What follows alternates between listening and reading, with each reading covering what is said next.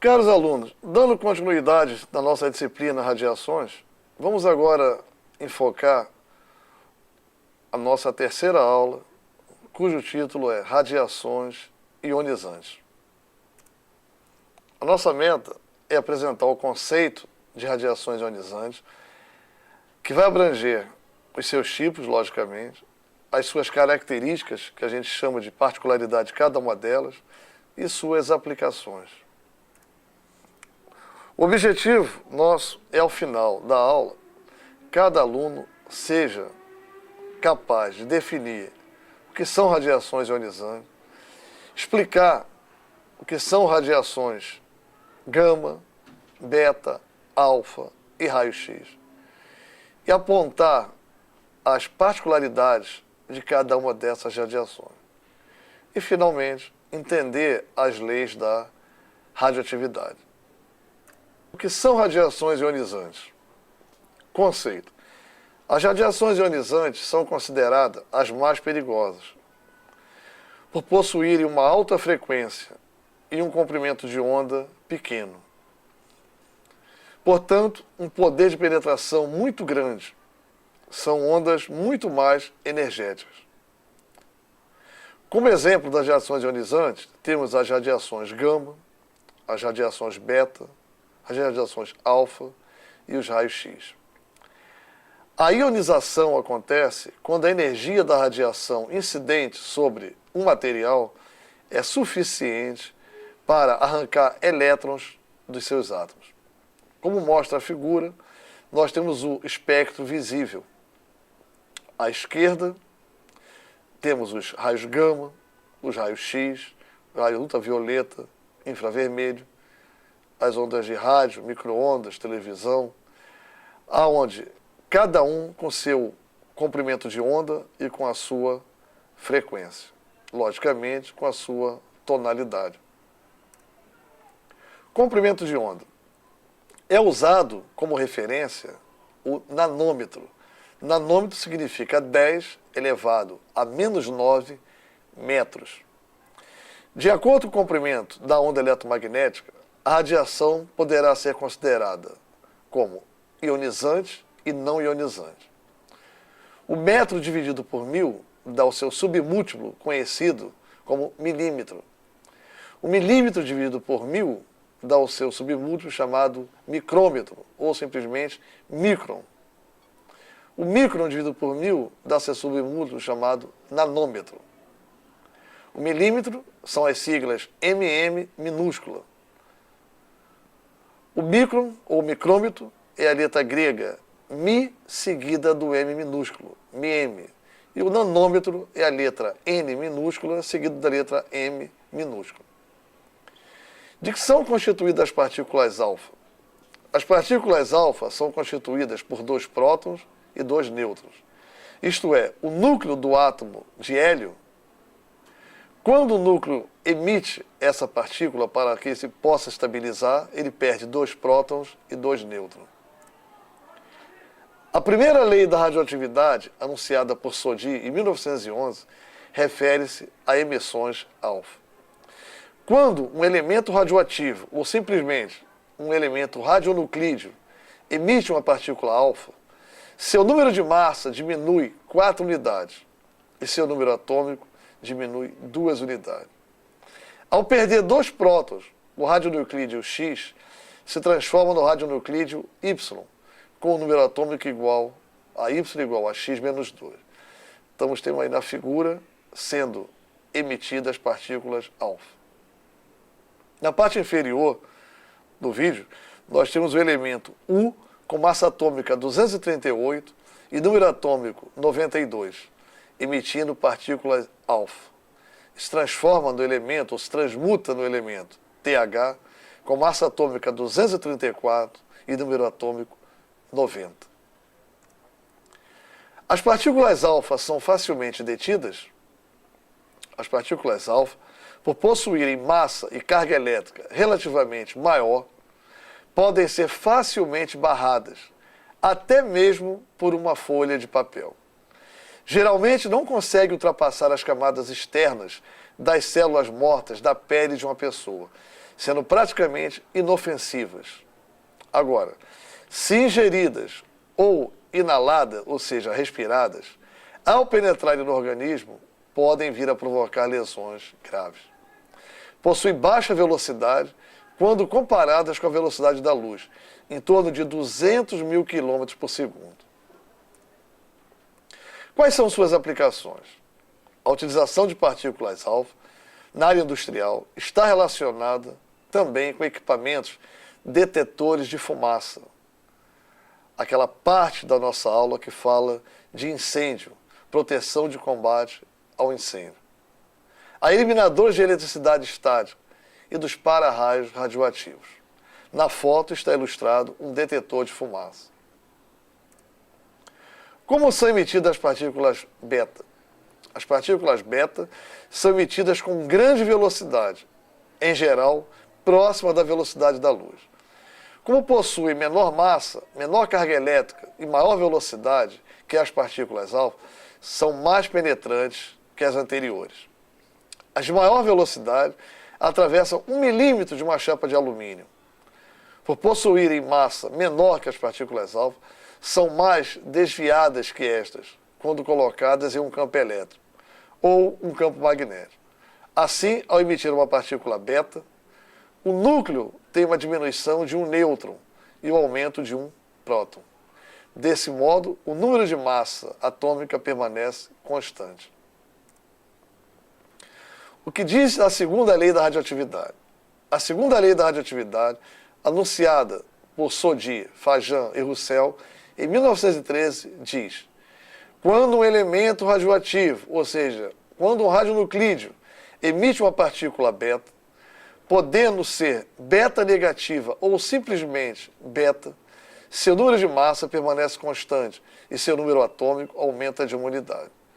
Ao ganhar um próton, o radionuclídeo X se transforma no radionuclídeo Y, com número atômico igual a Y igual a X mais 1. Exemplo, o césio 137. 137 é a massa atômica e o 55 é o número atômico Z. Emite uma partícula beta negativa ou simplesmente partícula beta. Vai redundar num elemento I com massa atômica 137 com o número atômico 56.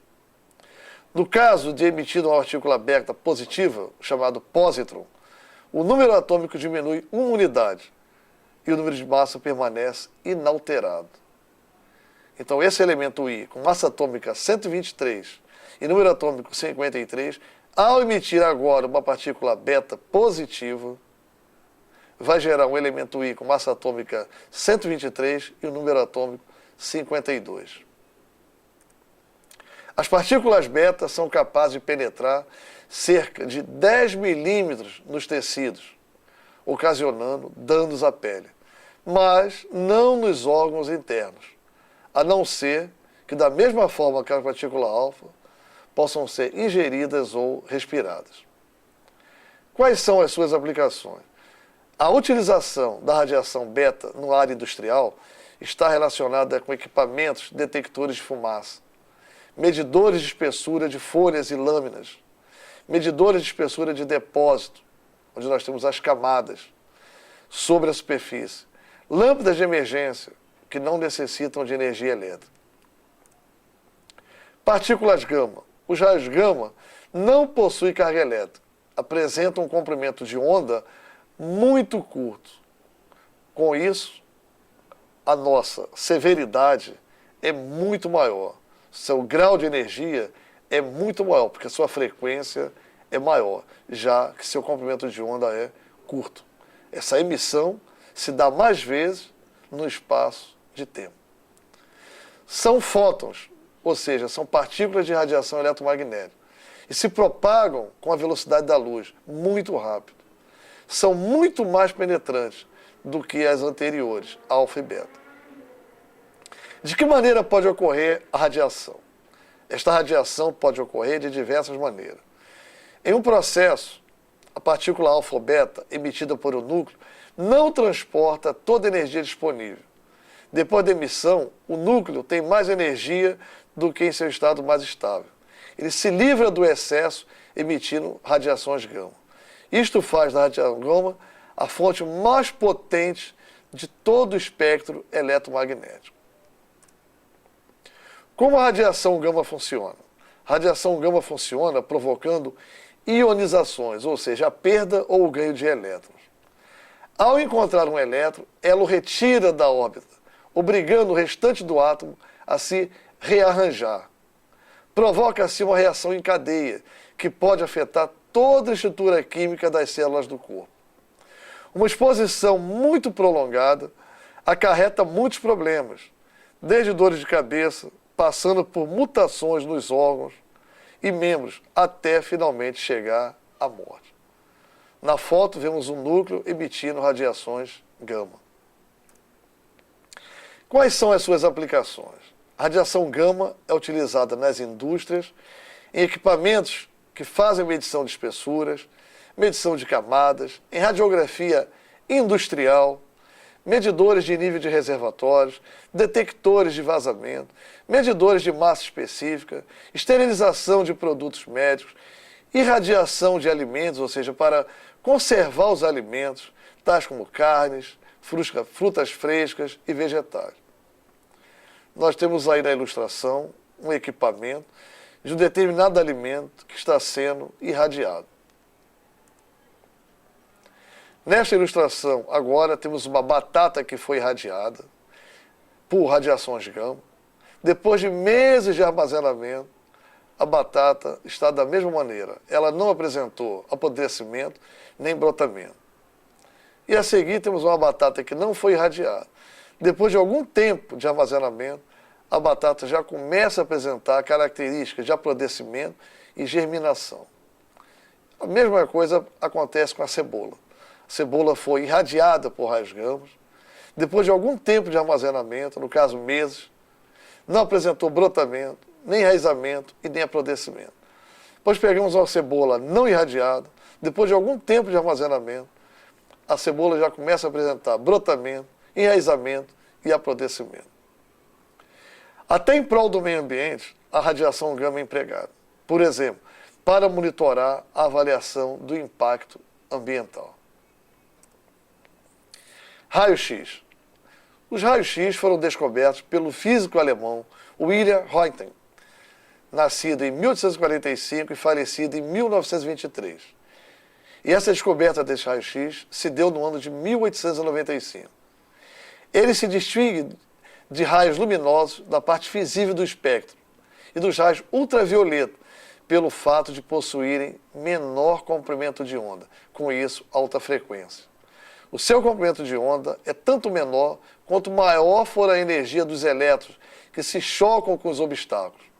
A grande capacidade de penetração dos raios-X e suas outras particularidades estão ligadas ao fato de eles possuírem um comprimento de onda muito pequeno. Quais são as aplicações dos raios-X?